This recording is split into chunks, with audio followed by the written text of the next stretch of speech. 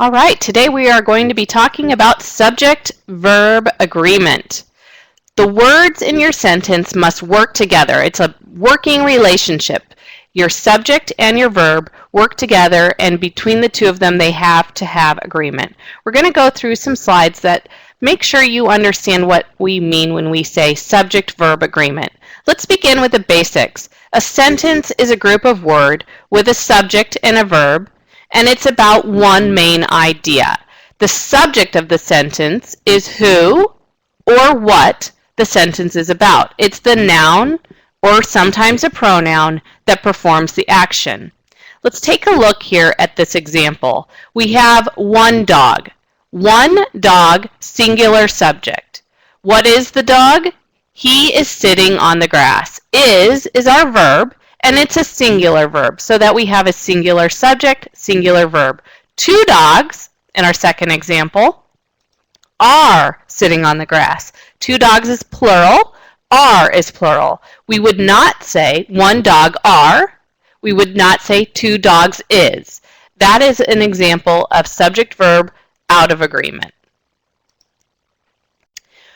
What is the subject of your sentence? Basically, it's who or what the sentence is about. So in our first example, Sally likes cats.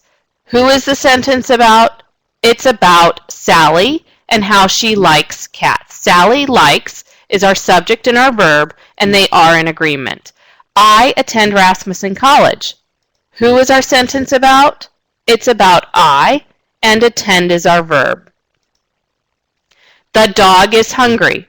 What is the sentence about? The dog. The first thing you have to do is identify your subject so that you can then find your verb to make sure they are in agreement.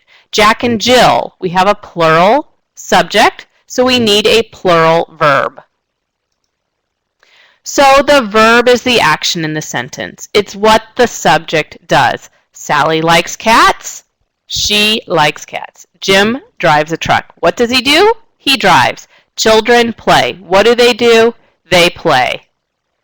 We also have some non-action verbs. These are called our linking verbs. They do not show action.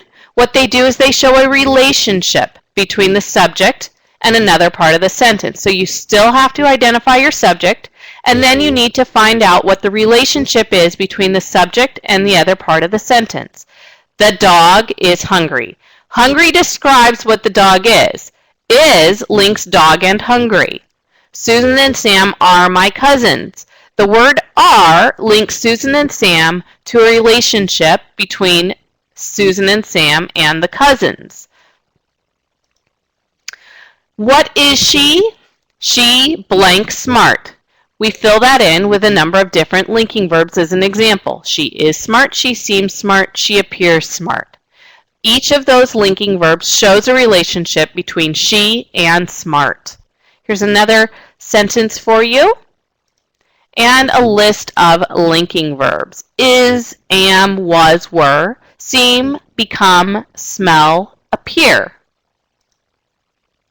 The basic principle, as you may have noticed, is that singular subjects need singular verbs, plural subjects need plural verbs.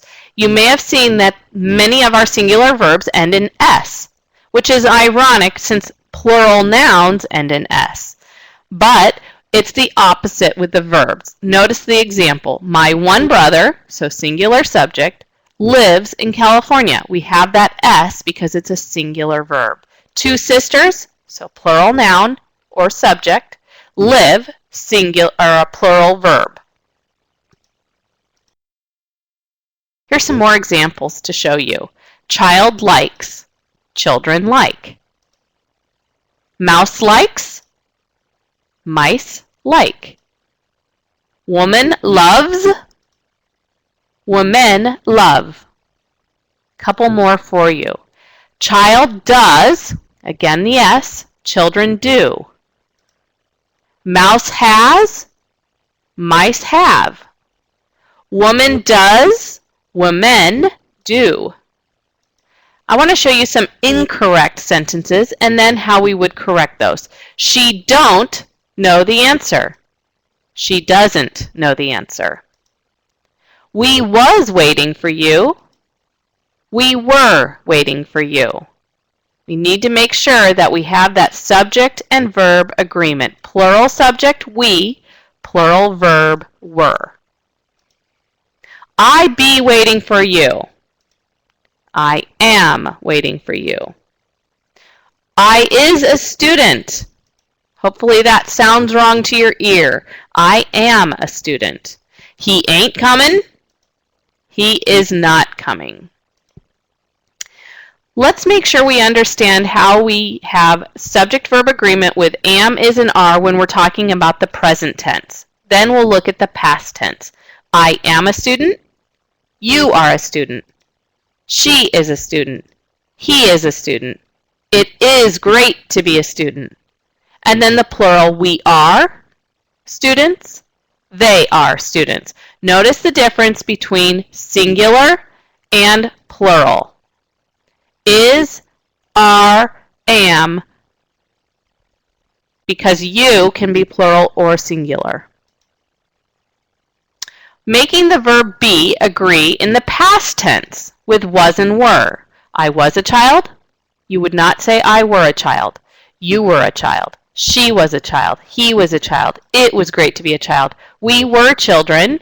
They were children. Hopefully you're starting to see how we use was and were when we're talking in the past tense with our either singular subject or our plural subject.